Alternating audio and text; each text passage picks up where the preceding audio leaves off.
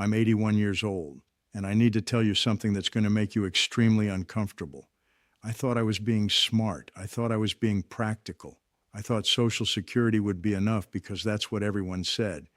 The government will take care of you. You've paid in all your life. You'll get it back. Don't worry about it. I worried about everything else.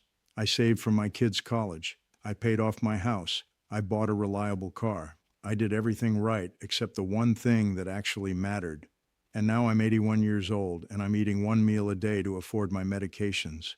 I'm choosing between heat and groceries. I'm watching my final years disappear into a gray fog of anxiety and deprivation because I believed a lie that everyone told me. My name is Robert, and I destroyed my retirement by doing exactly what I thought I was supposed to do. And I worked for 43 years. 43 years. I started at 22, right out of college, worked for the same manufacturing company until I was 65. Every 2 weeks, I watched them take money out of my paycheck for Social Security, FICA, they called it. I watched thousands of dollars, tens of thousands of dollars disappear into that system, and I told myself that's my retirement. I'm paying for my retirement right now. That was the first lie. My company offered a 401k. They matched up to 6%, 6% free money. My coworker, Dan, he maxed it out every year. He'd show me the statements, talk about compound interest, try to explain how much it would grow. I'd nod and tune him out. I can't afford to lose that money from my paycheck right now, I'd say. I've got kids, I've got a mortgage. Social Security will be there when I need it. Dan retired 2 years before me. He lives in Arizona now. He golfs 3 times a week. He takes his grandkids to Disney. He goes out to dinner without checking his bank account first. I haven't been to a restaurant in 4 years. I retired in 2008. I was 65, right on schedule. I'd paid off the house like I was supposed to. I had about $35,000 in savings. I thought that was good. I thought that plus Social Security would be plenty. My Social Security check was $1,847 a month, $1,847 for an entire month to cover everything: groceries, utilities, gas, insurance, medications, everything. The first year, I thought it was fine. I was careful. I budgeted. I used coupons. I turned the heat down. I made it work. The second year, my property taxes went up. The third year, my insurance doubled. The fourth year, I needed a root canal, and my dental insurance covered almost nothing. The fifth year, my car died, and I had to buy another one. And every single year, my Social Security check stayed basically the same while everything around me got more expensive. By year 7, I'd burned through my savings. All of it. The $35,000 I'd been so proud of, gone. Dental work, car repair, new roof, prescription medications that cost $400 a month, even with insurance. I was 72 years old, and I had $140 in my checking account and 12 days until my next Social Security payment. Let me tell you what poverty looks like when you're old, because it's different than when you're young. When you're young and broke, you tell yourself it's temporary. You can work more hours, you can get a better job, you have time to fix it. When you're old and broke, you know it's forever. I eat oatmeal for breakfast, not because I like oatmeal, because it's 15 cents a serving. I eat peanut butter sandwiches for lunch. Dinner is whatever I can make for under $3. Rice and beans mostly, sometimes eggs if they're on sale. I take half doses of my blood pressure medication to make it last longer. My doctor doesn't know. If he knew, he'd be furious. But I can't afford to refill it every month at full dose. So I split the pills and I take half, and I hope it's enough to keep me alive, but not so little that I have a stroke. That's the calculation. Every single day. Is this medication more important than eating today? Is heat more important than my phone bill? Is my phone bill more important than gas to drive to the discount grocery store? I'm 81 years old and I'm doing math that would have horrified my younger self. I have 3 children, Michael, Jennifer, and David. They're 56, 53, and 49. They all have their own families, their own mortgages, their own struggles. I don't tell them how bad it is. I don't tell them I sometimes go to bed hungry because I can't afford groceries and medications in the same week. Jennifer figured it out anyway. She came to visit last year, opened my refrigerator, found half a loaf of bread and some margarine, and she just stood there staring. Then she turned around and said, "Dad, how long has it been like this?" I told her I was fine. She didn't believe me. She started sending me $200 a month. I told her to stop. She's got 2 kids in college. She can't afford it. She sends it anyway. And I hate it. I hate that my 53-year-old daughter is supplementing my income because I was too stupid to plan properly. I hate that I'm a burden. I hate that I worked for 43 years and this is where I ended up. Last week, Michael called. He's talking about putting me in assisted living. Dad, we're worried about you. You're isolated. You're not eating right. We think it's time. I looked up the cost of assisted living in my area. The cheap ones, the ones that smell like cafeteria food and sadness, start at $3,500 a month. I get $847.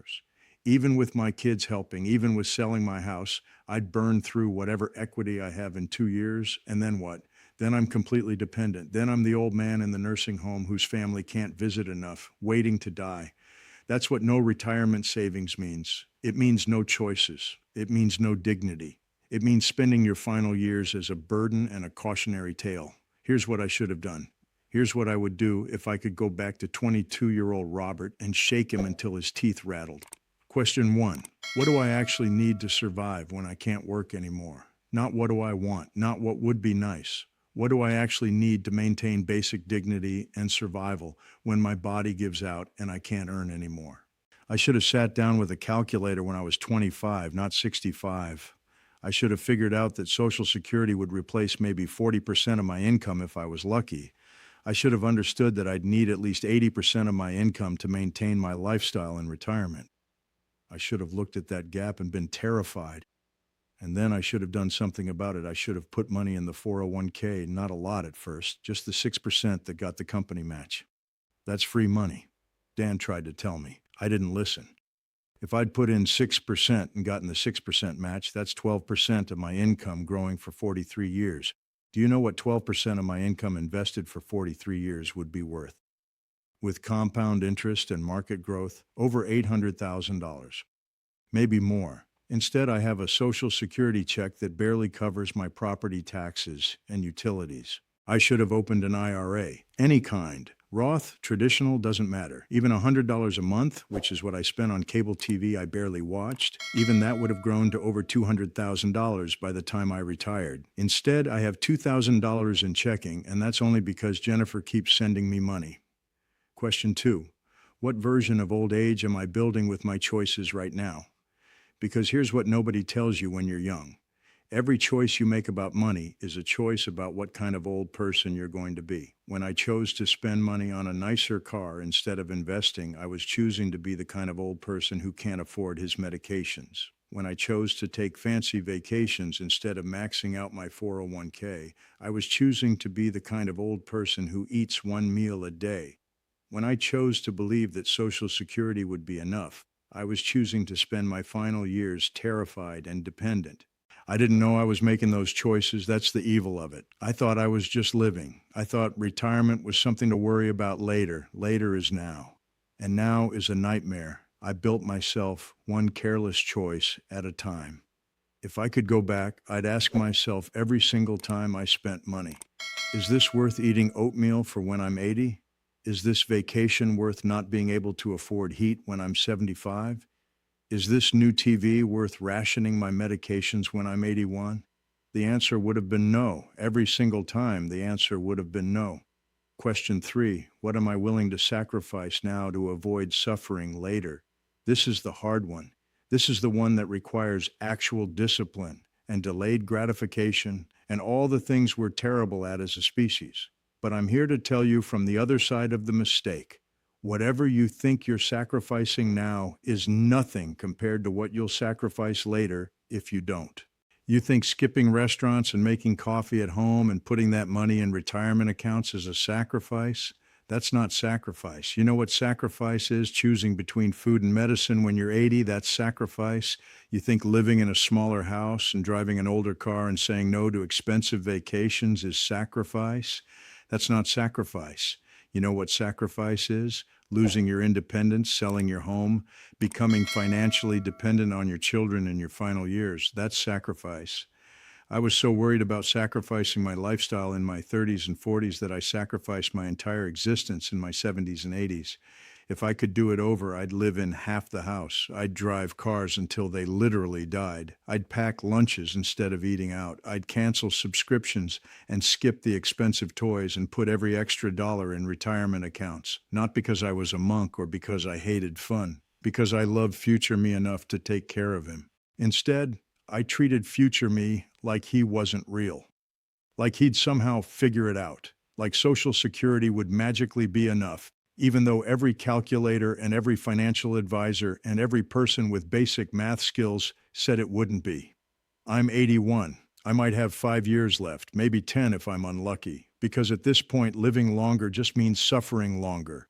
And the cruelest part, I'm healthy enough to know what I'm missing. My mind is sharp. I could be traveling. I could be taking my grandchildren places.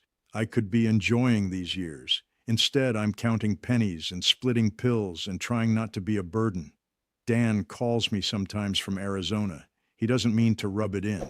He just wants to share his life. He tells me about the golf course and the grandkids and the cruise he's planning. And I listen, and I'm happy for him. I am. But when I hang up, I sit in my quiet house with the heat turned down, and I think about the 43 years we worked side by side. Same job, same pay, same opportunities. The only difference was that Dan saved and I didn't. That's it. That's the only variable. And it's the difference between his retirement and mine, between comfort and poverty, between dignity and desperation. You're reading this and you're thinking one of two things.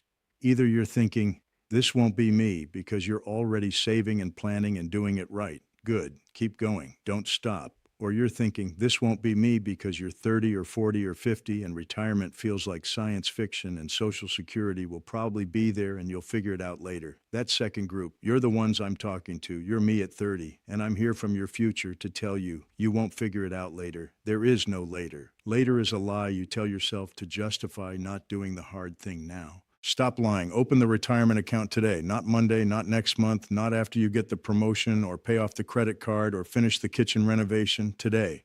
Put in whatever you can, even if it's $50 a month, even if it's 1% of your paycheck. Start. Because starting is the thing that compounds. Starting is the thing that turns into something 30 years from now. Not starting is what turns into me. 81 years old, eating oatmeal, splitting pills, trying to figure out how to maintain basic dignity on $1,847 a month. I worked 43 years. I paid my taxes. I followed the rules. I did what I thought I was supposed to do. And I'm spending my final years in poverty anyway, not because Social Security failed, because I failed. I failed to understand that Social Security was never meant to be enough. It was meant to be supplemented. And I didn't supplement it. That's on me.